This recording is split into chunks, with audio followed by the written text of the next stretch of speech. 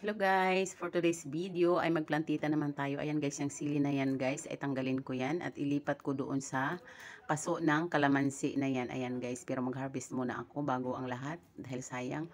Ayan guys, tanggalin ko yung kalamansi niyan sa paso na yan. At pagpapalitin ko sa paso ng sili. Dahil ang paso ng sili ay malaki, balde siya. Ang paso kasi na to ng kalamansi guys ay medyo maliit. Yung paso lang ng mineral na bilog, mineral water.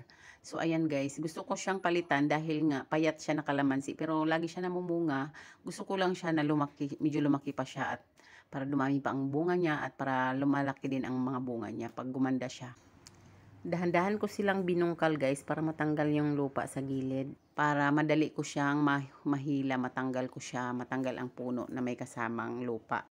So ayan guys, kinalikot ko yung gilid niya dahil para hindi magtampo guys, baka masaktan yung mga ugat niya at maputulan ng ugat, baka magtampo at mamatay. Binungkal ko ng dahan-dahan ang gilid niya. So ayan na guys, natanggal ko na siya ng buo na may kasama namang lupa. Hopefully ay maging successful ang aking ginawa na to. So ayan guys, ang balde na yan, lagyan ko muna siya ng mga dahon na mga patay. Dahil pag nabulok yan siya guys, magiging compost soil na yan sila. Ganyan ginagawa ko guys sa mga halaman ko, mga pinagbalatan ng gulay at prutas, pati mga eggshell, nandyan nilalagay ko sa mga paso. And guys, sa wakas natapos din, inabot ako ng gabi. Ayan yung mga bell pepper at talbos ng kamote sa planggana na luma. Ayan ang luya naman yan, nalilipat ko dyan. Ayan ang sili at kalamansi. Hopefully maging successful sila guys. So ayan na guys, after 3 days, buhay na buhay naman sila. Thank you Lord at naging successful naman. May mga bunga pa at tuloy-tuloy ang pamulaklak nila guys. Sana tuloy-tuloy nga mabuhay.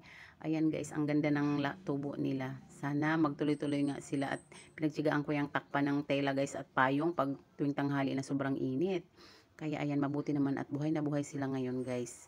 Thank you for watching everyone. Bye-bye. Sana nagustuhan nyo ang aking video. Hanggang sa muli.